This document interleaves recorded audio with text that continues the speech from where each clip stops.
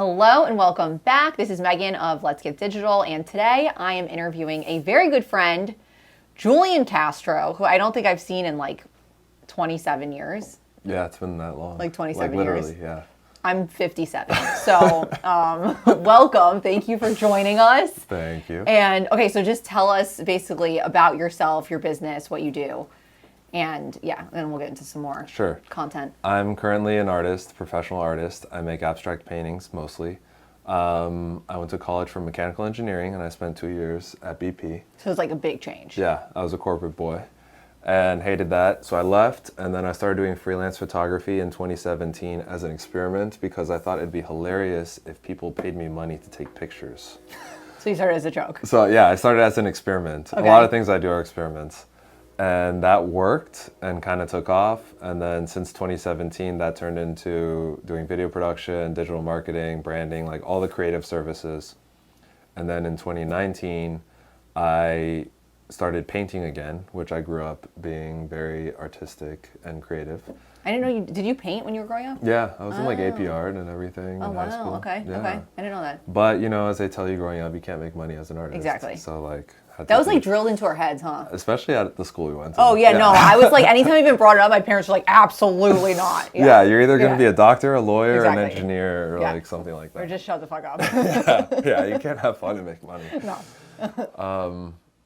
Which I think is why the photography thing would have been so funny for me, because it's like something that that comes naturally to me, that's fun for me, and I can make money with it. Like that would be so bizarre compared to like what we were taught. Yeah, 100%. So painting was like a next level of that. Like, oh my God, if I can make money selling paintings, that's even more ridiculous. Okay. So that was my experiment in 2020 when COVID hit and a lot of my clients canceled stuff. Yeah. I started painting. So, and that worked. I sold my first painting for like $700, which blew my mind. That's awesome. And so yeah, since then I've been doing art and clients, and I've been slowly phasing out the client stuff to commit more fully to painting. So you want to do painting full time? Yes. Okay. And how did Which in this moment I do. Mazel tov. Yeah. That's impressive though, to be honest. Yeah. I feel like it's impressive if you can make a living creating art that you love. Like it's like the ultimate hack to yes, life. I agree. But how did you form your style of it's pretty abstract. I feel like you're very into blues. Mm-hmm. So how did you get to that? I would describe my style as very intuitive. In the beginning when I was getting back into painting, I had more of a composition in my mind of something I wanted to create before I would create it. Like I would meditate and then visualize something and then try to make it. But I realized what I enjoy more and my better pieces come from when I have no plan for the piece and I just start doing stuff.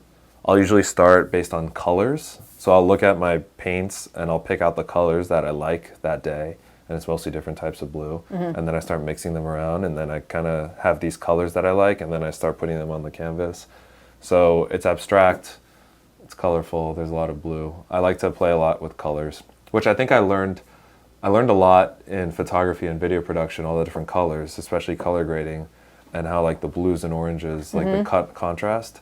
So I like to play with that in my paintings too, and because I think it creates this like depth, same way in like movies and stuff with the blue and orange. Okay, so that's cool. Well, it's the contrast. There's the color contrast. There's the light and dark all the same principles of color in like film. Same thing applied to my paintings, and I think it's cool. It's like little psychology hacks to like create more interest. It's very cool. And you know what? Also, I heard randomly with marketing or like content specifically, is blue stands out more. I like just saw that somewhere. Did you too. see that? Yeah. So people will like even with thumbnails and stuff. I'll think about blues. Like for some reason, people click on blue more than other colors. For sure, people love blue. It's a favorite color. So I think it's because it's the background of our life, is what I call it. The sky is blue, so that's why everyone likes blue. Like subconsciously. Yeah. So is blue your favorite color?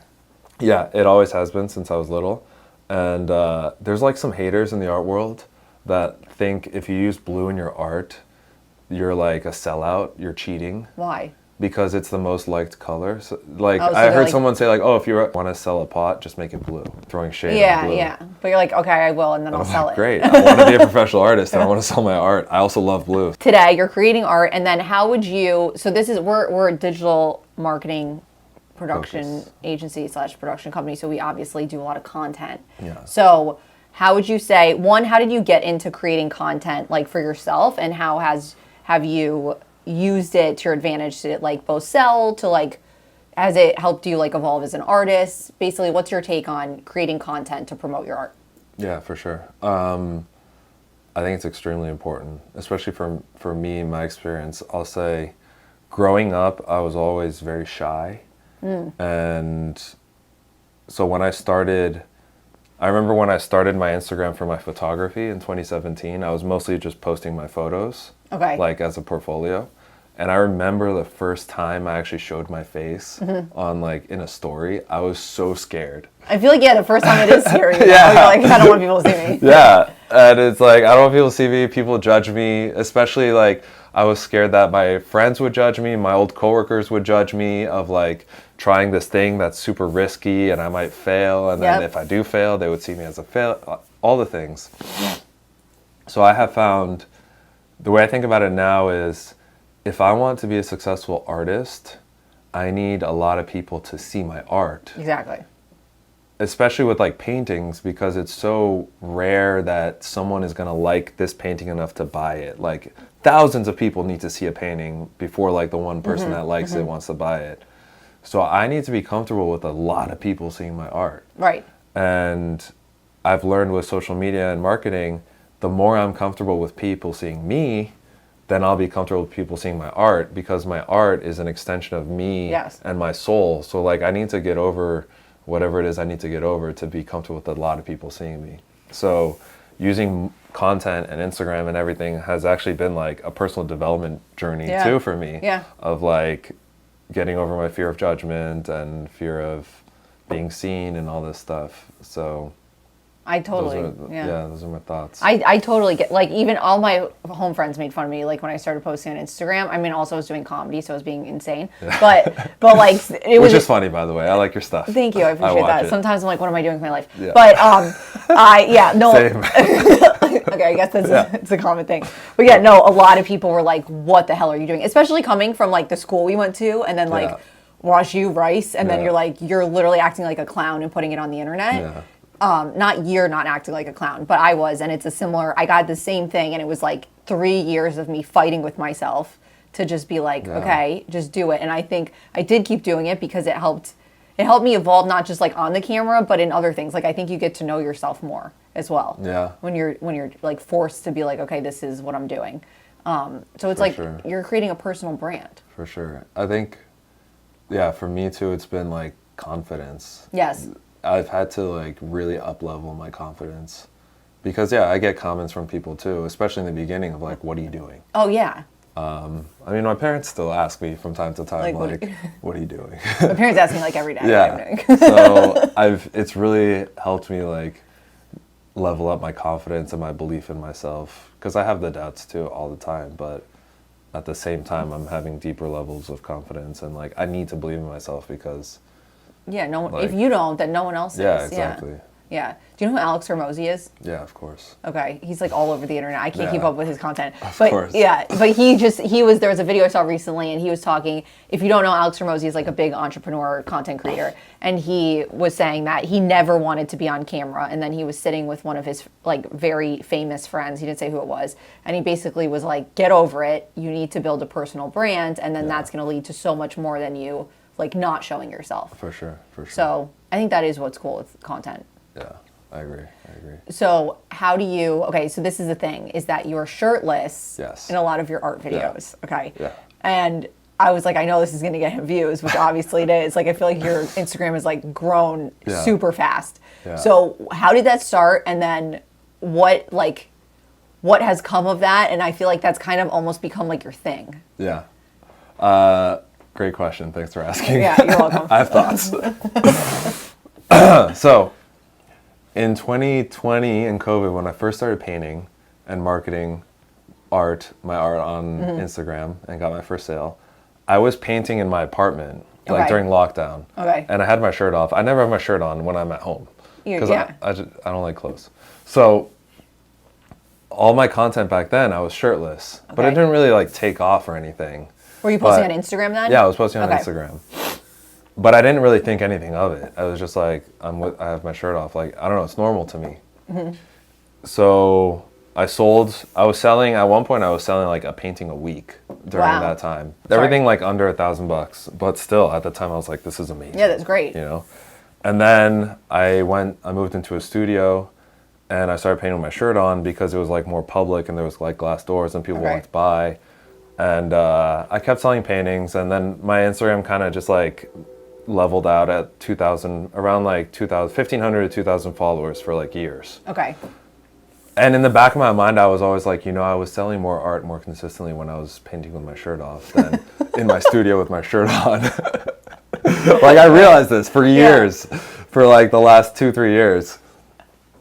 And then I moved out of that studio in Miami, I moved to Fort Lauderdale, and then I was like, fuck it, I'm just gonna start doing it with my shirt off again. Nice. So I did, not really like thinking much of it. For me, I thought it was more of like a rabbit's foot type of like what's it called? Good luck charm or whatever. Okay. But I just started posting videos more consistently, and then all of a sudden, like my stuff started going off on Instagram. I was getting like hundreds of followers a day. Wow. And so basically in October, I had 2,000 followers. Now we're sitting here in February, I have 16,000 followers. That's huge. Yeah. And it's most of my new followers are men. And my DMs are quite busy. Yeah, I'm sure. Are they like, so what's the ratio of like people wanting to sleep with you versus like people wanting to buy your paintings? Definitely 95%. It's men complimenting me. Okay. Which I'm sure a lot of them want to sleep with me. Yeah. Oh, it's a suit. And I'd say 5%. Wait, no. 95% is probably men. And then for every 95 DMs, there'll be one woman that wants to sleep with me. Oh, okay. So women too. Yeah. And then there'll be like 4 requests about art. Okay. So I feel like that's pretty good, to be honest, because like it's hard to just sell stuff when you're not running ads. Like you're literally just creating the content. Well, okay. So I am paying for some stuff. Okay. What do you? So what I do is I'll post a batch of reels on a certain like longer video that I did or a certain painting, and then whichever one pops off the most organically, I'll start boosting it for $1 a day. Oh yeah, like for 5 days. Yeah, the what's it called? Dennis Yu or something. What's that? Some guy has like $1 a day strategy thing. Oh no, it's funny because one of our friends who also owns a media company, he does that too. Yeah. It's like engagement ads, right? Yeah. Yeah, and then a million people see it. We've done that before, and I mean it definitely works. Like a ton of more people see it, and then you'll usually get followers from it, and it's super cheap. So you're spending $5 for like thousands of views. Great. Yeah, that's great. So yeah. Okay, so that's how the shirt thing happened. So the shirt thing, and it's been it's been wild because like I don't know, I look into things a lot and like the personal development side of things, and it's been very obviously like my ego like feels good having like dudes like complimenting me. And then there's also like I get a lot of like comments like haters being like, oh, you're just like taking your shirt off for likes. Yeah. It's not about the art, like make it about the art, stuff like that. And what I want most is to sell my art and to be a professional artist. Yeah. And if taking my shirt off is gonna help that, like I don't give a shit what people think. Yeah. I'm gonna do it. And gonna keep taking your shirt off. Another thing I think about too in like business in general is this term unfair advantage. Yeah. Like what's your unfair advantage compared to your competition? Which I don't that's believe good. there's competition, but so my unfair advantage is like I'm in shape and like attractive. He's ripped. So why not use it? Like other artists, like there's this one artist I follow, love his work. His unfair advantage is the way he does it with like spinning and blah blah. It's like very eye-catching. Callan Schaub. It might be him. I've seen somebody and does he like throw it almost? Yeah, he like spins the canvas and then spins the paint and it's hanging. His stuff is like very eye-catching, very Instagrammable. And like I look at him and I'm like, wow, my process isn't that eye-catchy. But that's his unfair advantage. Right. So my unfair advantage is I pay with my shirt off. There you go. I think that's actually really smart. Especially because like social media is so competitive now. So if there is any way, everyone has something that like helps them stand out. That's even like when we're helping brand someone, it's the first thing like I'll look at is like what makes you different than anyone else. So if it's, you have a ripped washboard abs, then you can use that, I guess. That works. Yeah. Okay, so what do you only post on Instagram, and how did you, like, between all, there's so many social media platforms. Like, obviously there's some that are more popular than others, but do you only post on Instagram, and how did you decide to use Instagram over like YouTube, TikTok, whatever, unless you do that already? I dabble in the others. I use Instagram just because that's what I use and it's worked for me. Yeah. In the past, I've tried to post also on TikTok. I just get overwhelmed. Like, I don't like having TikTok on my phone, and I don't like hate posting. TikTok. I've tried some of like those posting apps that like will post on multiple platforms. Oh yeah, for we you. use Metricool as well. Oh, you do? Yeah, do you? Oh, I just heard about it yesterday. Yeah, Corey uses it all the time. We use it for all of our clients. It's Okay. like, it's probably, I've used a bunch of them, but that one's probably like the cleanest and easiest. I think I'm going to start using it because I do want to keep posting on other stuff. I also really enjoy doing longer videos on YouTube. Oh, so you do use YouTube? Yeah, but I've only done like 2 so far. Okay. But I YouTube's intend to do more YouTube because I enjoy it. I've started to do YouTube. I neglected it for years, but I like one of my friends who started to go really hard on it. She was like, I'm getting paid like really well from posting on YouTube. Oh, really? Yeah. Like, Wow. so, I mean, I think you have to hit a certain amount of subscribers, but if you're doing it consistently, like I only started posting consistently on YouTube in the past month, and I've gone up 4,000 subscribers. Oh, wow. So That's great. I think if you just keep, it's the same as Instagram. If you keep like consistently doing it. I know. I also like Instagram because of how easy it is for people to reach out to me. It's super easy, yeah. So, and if I'm trying to sell paintings, a lot of people, at least for me, people are less willing to just like buy it now with a painting. They like to like talk to the artist and like ask questions and blah, blah, blah. So I want to reduce the number of steps it takes for someone to contact me about art. So I just like Instagram. It's like easy to DM. Yeah, I get that. Okay, so where do you see yourself going from here? And yeah, like what's your goal for like the next year or so with your art? Going from here, keep doing art, keep making content. What I'm like in this moment, what's on my mind is kind of being my own creative director and creating my own like content plan and strategy and being more consistent with it. Okay. Because like I was just telling you before, I feel like Instagram is like a faucet. Like I can turn it on and turn it off as far as like engagement. Yeah. And it's basically when I post consistently for a few days, it really starts going, and then I know. stop and it like dribbles out. That's my issue. And then when you get back, it's like you'll get like 2,000 views, and you're like, Right. oh wait, what? My other one just got like 50,000. Yeah, Yeah. yeah, Well, that's exactly. how their algorithm like sucks you in, because they want you to keep posting, Right, and they right. almost like penalize you for not. No, exactly. Yeah. They're going to reward you for consistently I know. posting. So what I'm working on now is my thought is like to do the longer form YouTube videos and then cut the reels out of that. That's what we do for our clients. Yeah. So that I'm posting something like at least every day on Instagram with a scheduler too, so I'm not. That's good. So how often do you post now?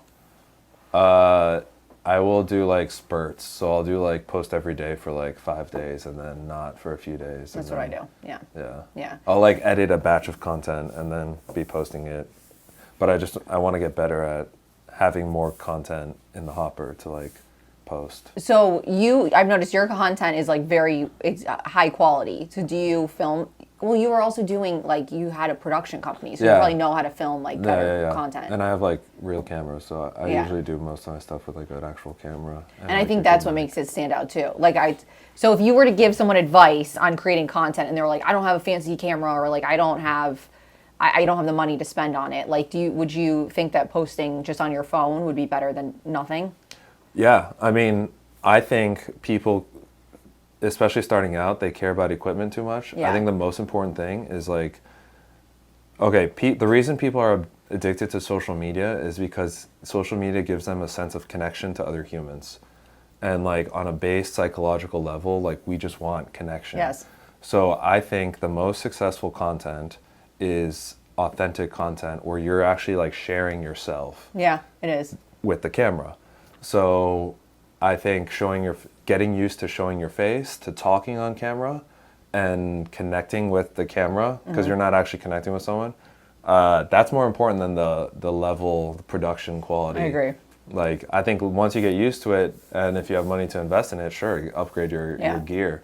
But what's more important is that you talk to the camera, you get a lot of reps in, because it's going to feel weird in the beginning. Yes. Get comfortable, find your voice, all that stuff. That's way more important. So if you had to give someone advice for if they're starting out and they're like, I want to create a personal brand, but you don't know where to begin, what would you, I mean, you're an artist and you talked about the book, The Artist's Way, and like, I feel like I've read that and it's basically, I feel like it gets you back into like finding your voice a little bit. What would you suggest to someone who's like, I know I want to do this, but I don't know what to do or how to even like start figuring out like what my thing is?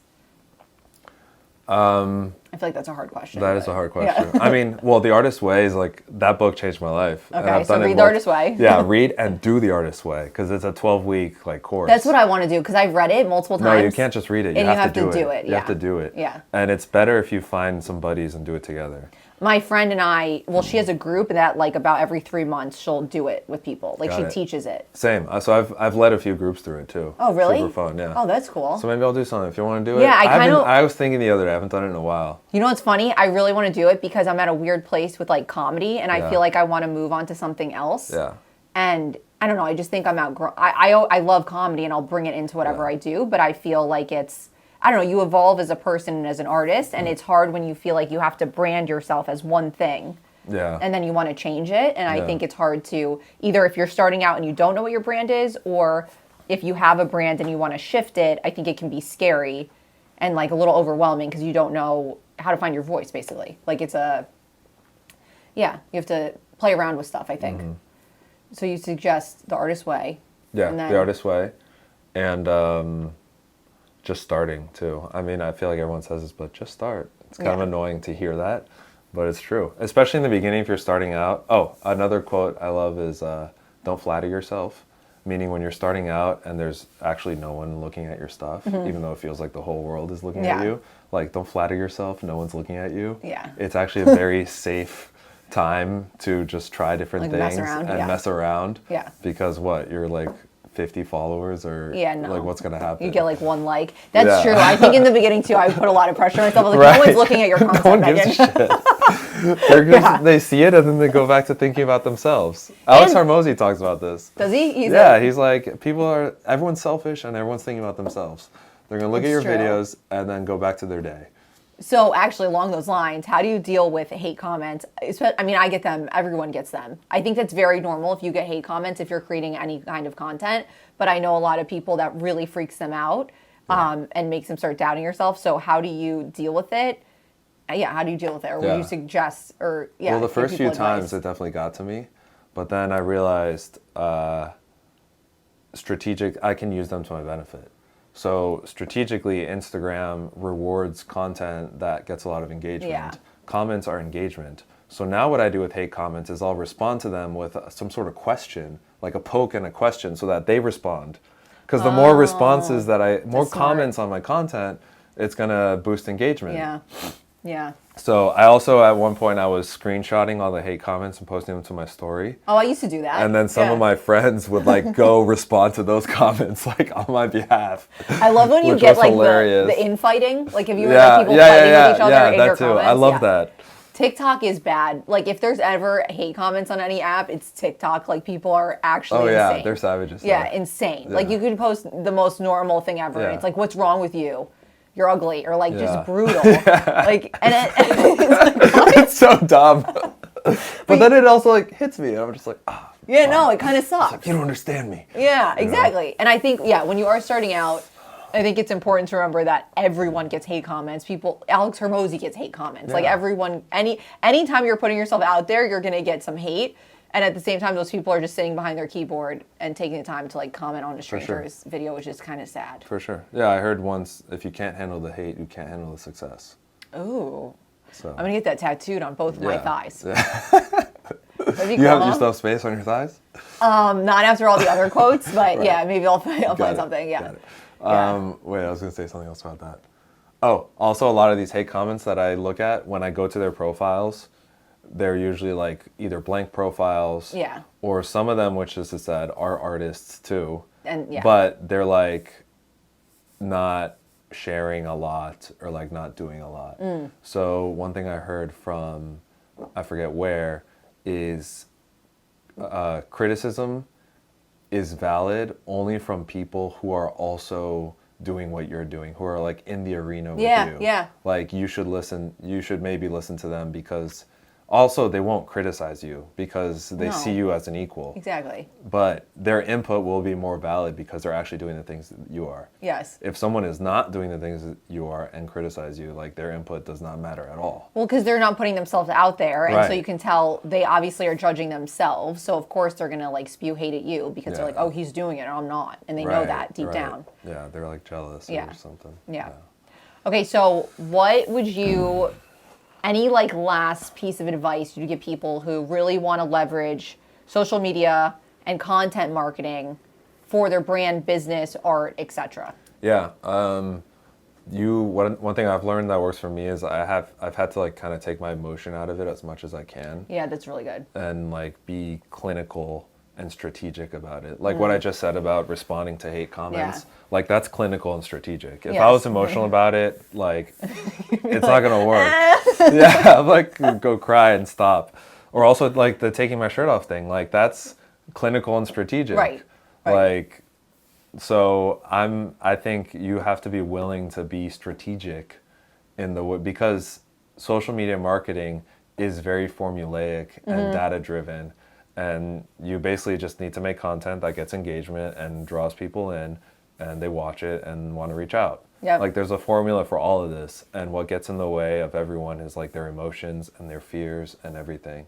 So my number one tip is to address that first. Work on yourself. Yeah, work on yourself. Go to Work on your therapy. fears. No, for real. Yeah. Work on your fears and what the you're mo- scared of. The more you do it, really, it does get easier. Like a lot of people will be very uncomfortable in front of camera. Even some of our clients who don't want to be on camera, and we've been like, you really should. And a few months go by, and they're like totally fine. Yeah. Like it's just practice. Yeah, it's like, absolutely. It's practice. Yeah. You just need reps. It's like going to the gym. Exactly. You're very out of shape right now, but once you get going, you'll get in shape. You could be and like it gets Julian, normal. shirtless Julian. Yeah. Who is in shape physically, but also in shape being in front of the camera, because Wow. I've put in years of work being in front of the camera. So when did you start putting yourself on camera, actually? Like how long would you say it took you to get comfortable in front of the camera? A long time. Yeah? I think longer than most people. In 2017, I started doing freelance photography, and I stayed behind the camera for years. And then what changed was one of my photographer friends, I asked to do a switch trade shoot where I would shoot her and she shot me. Okay. So I started doing more of that because I wanted to feel what it's like to be my client of being photographed. Okay. And then, So did that freak you out, like even getting pictures yeah, in taken? the beginning it was like really weird. Yeah.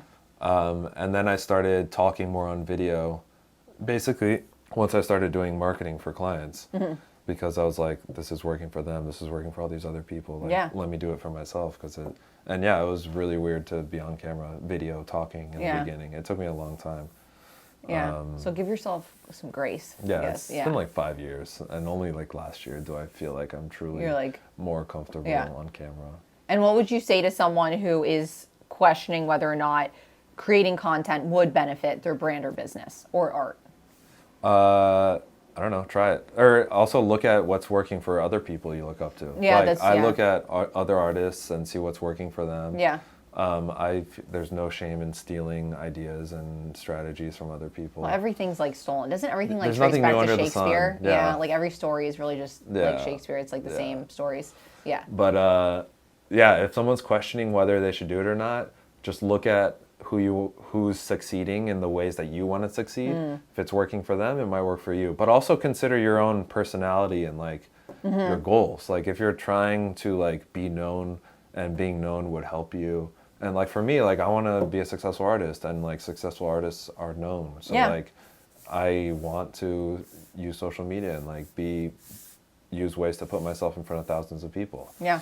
So that's something to consider too. Like a lot of people would be very happy succeeding in their terms, which means like staying at home in their studio behind a computer with a faceless YouTube account and Yeah. anonymous online presence. That's totally Which fine also too. there's like Yeah. people, there's like one guy I follow who has like millions of subscribers, and I don't know what he looks like. Yeah, Yeah. that's and no one knows their name. Yeah. And like So that's that is, fine we too. say that to clients too. We're like, all right, if you really are insistent that you don't want to be on camera, there are ways to work around it. Yeah. Like I would suggest, I think it's a little stronger if you can build the personal brand, but if you're really against it, you don't need to totally dismiss content, basically. For sure, but at least use your voice or something. Because like back to what I said, people love connecting with other humans. Yes. So I think the more you can actually like show yourself on camera and be yourself. Like be authentic. Yeah. That helps. So, all right, because we're a digital marketing company, are there any other types of digital marketing you use or implement besides just content? You mentioned the engagement thing, which is basically ads. There's visual content. Sorry. Yeah. Which I kind of think about it. There's visual content on Instagram, which is photos and videos. Actually, back to something you asked me earlier of why I like Instagram. I also like Instagram because it's visual based. Yeah. And I'm an artist selling visuals. This is true. So like I've tried Twitter, but like this was back before it was more media friendly. Yeah, now it's like reporters and like, yeah. So yeah, mostly Instagram, but other stuff I do, I like to write from time to time, like some of my thoughts. Okay. So I'm currently trying to figure out a better way to publish writing and articles. Right now, I just post like long ass captions on Instagram. I was doing a magazine for a bit last year with some of my writing. That. Yeah, okay. so I might change that to be more of like. You could write a book. I just wrote a book. I feel like I've told them a million times. It's called Punchlines to Profit. It's how to basically. What was that? Punchlines to Profit. Yeah, how to leverage comedy to create revenue generating content. So it's basically like how to make your content stand out by putting a little comedy in it. Love that. So yesterday I was reading this like newsletter of someone who it's like content tips of the week, like the latest trends in content, TikTok, blah, blah, blah. And one thing they were talking about was using content. And apparently TikTok. Or comedy? Or humor. Yeah, I've been seeing, I don't know if it's like in the ether and that's why I picked up on it, because I've now been seeing, there was like there were like two PhDs from Stanford who also recently put out a book about the same thing, like how to put comedy into your content. It's probably because we're all so like depressed and lonely with social media that like we want more humor in our lives. Well, no, I think and it just stands out. There's so much content on social media. So if you could even, especially with ads and commercials, I think if you could put like a little spice of something, it usually, even if it's super subtle, because people are like, oh, I'm not funny. But it doesn't even need to be you being like a clown. It could just be something in the background or like the way it's written, something. Yeah. So well, maybe I think it's another way to be authentic too. Because And, everyone has their own unique sense of humor. That's so true. if you convey that, like people, well, here's another interesting story or belief, especially with like longer form content, like podcasts and stuff like that. People will watch you for like 30 minutes, and in their mind, they feel like they've just hung out with you for 30 minutes. For sure. Yeah. Right. Yeah. I had someone bought a couple paintings of mine in December, and he texted me. He was like, I know we haven't met, but I feel like we would get along. Yeah.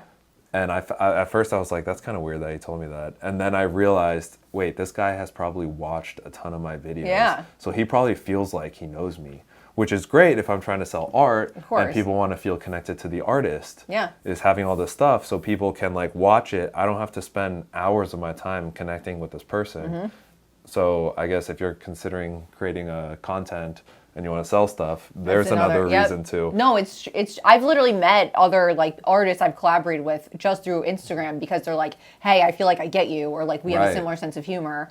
And it's just from watching, especially when I was in LA, I'd say like 90% of the people I met and collaborated with, and like some would be like bigger comedians, it was literally all through social media. Right. Like I didn't even intentionally like search them out. It's just like you almost attract the people who are interested in your vibe and what you're putting out. I mean, this kind of happened because of social media. Yeah. Yeah, we've been friends since high school, but I think because of social media has brought us back together. Exactly. To Look like at that. do this. Okay, so in terms of like other digital marketing stuff, you'd say like a newsletter? So yeah, I'm considering, I want to figure out a way to better do written stuff. Newsletter, maybe a blog. Or a blog. Do you have a website? I have a website for my art. So I'm thinking about starting a blog section there. Or maybe like a Substack thing. I don't know. I like the idea of Substack. I subscribe to like 2 people on Substack, and then I just read their articles randomly. Yeah. But a blog is also good. I'd say like the majority of our clients have blogs on their websites because it really helps with SEO. Yeah, that's why. So, that's what I'm thinking. Yeah.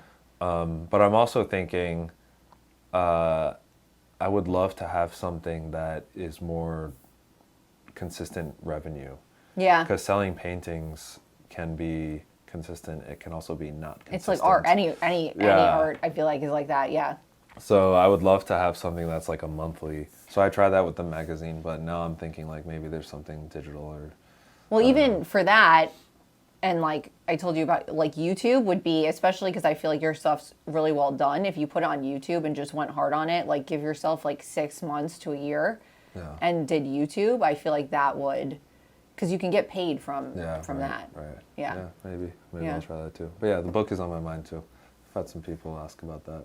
Okay, so maybe you'll write a book. Maybe I'll write a book. I don't know. Stay tuned. You gotta like and subscribe, follow, check out my shirtless content, there you buy go. my merch, swipe up. And Do you have merch? Not yet, but I've had some people ask for merch. So speaking of what I said earlier, follow. Who are people doing well that like in your world? Yeah. There's an artist I saw. I think he's an Australian guy, who seems to be doing really well. Mm-hmm. All his stuff is shirtless. Okay. And he has a very distinct painting style. Okay. And he actually has shorts with like printed pattern of his paintings, and he wears those in all his things, and they're for sale. There you go. I'll take 40%. Make it 70. Do that. No. 80. Come on. Okay, You're giving it for free. There we go. That's actually a really good idea, though. You should think about that. I know. Yeah. Or like Speedos. Yeah. My audience would love that. I'm sure they would. Yeah. So if people want to buy your art, where can they go? Besides your Instagram, obviously. Do you have like a purchase thing literally on your Instagram? Like you can purchase? No, you have to go to your website. None of the above. If you want to purchase, you have to talk to me. Oh, okay. Yeah. Okay. So on your website, is there like a contact? Yeah. Whatever? Okay. So on my Instagram, there's my website, also my email, also DM. Okay. It's all juliancastro.art. That's my Instagram and my website, juliancastro.art. I've been back and forth over the years of whether I put my prices on my website or not. We do this too. Yeah. And like if I should have the option for someone to like buy now, but like I don't know, I have paintings right now for like 15 to 20,000 per painting. Like is someone really going to buy now? I know. I feel like with art like that, I feel like I don't know. I'm not selling art like that, but like I have 2 friends I know who sell art and they don't have pricing anywhere. Yeah. It's like it's because I don't know, it feels like more personal. It is like more that, personal. yeah. And like higher end too. If you're doing, I'm trying to be higher end, and like higher end stuff doesn't have prices. Like if you're doing like the merch or even prints of your stuff, that would be easy. For sure. And then you could just that's just like passive income. But the more expensive ones, I feel like letting people talk, because only the people who will probably have an idea of how much it's going to cost are going to reach out. Yeah. Or like, for sure. Yeah. Like, do you ever have people like really lowball you? Yeah, I mostly have people, well, thankfully not many people try to negotiate with art. Okay. Oh, that's good. More than anything, I just get people ghost me, and I'll just like, I'll tell them, we'll chat, I'll tell them the prices, and then never hear from them again. And I'll follow up, and then like, ciao. So that's fine. But I heard an interesting tip, which this worked for me recently. Mm-hmm. If someone ghosts you, and after a while, I just send them, still interested, ? That's it. Like no hi, following up, just still interested, ? With 3 question marks. And that worked for me recently. Really? Yeah. Okay, so there you go. Try it. Try that. Try that still out. Interested, ? And it has to be 3 question marks. 3. So I was actually, the time I did it, I only did 2 because I thought 3 was too aggressive, but I was told to do 3. So someone told you this. So someone told me this. Another artist told me this, that this worked for him. Okay. So think about that, no matter what you're selling, I guess. Yeah. I mean, even dating, I guess. Or dating. Yeah, you could do that ghosted. too. Yeah. Give them a still interested. Hello. Like, maybe don't like harass them, but you know. What are you doing tonight? Showing up at your house. Yeah. Okay, well, thank you for coming on. This has been really fun. You're welcome. I feel like you're killing the content game. Go follow him. I'll link all of his stuff below. Yeah. And yeah.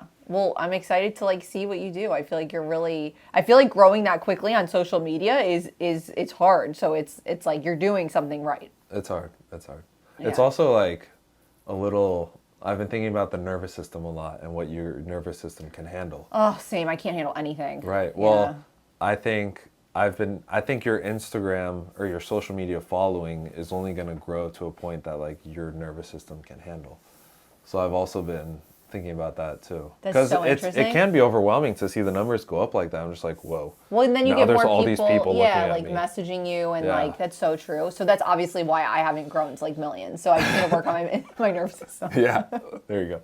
Somatic therapy Anyways. is great for that. Yeah, somatic experiencing. I did a ton of sessions with someone. Did you? Yeah, last going year. soon. 2 years ago. Cool.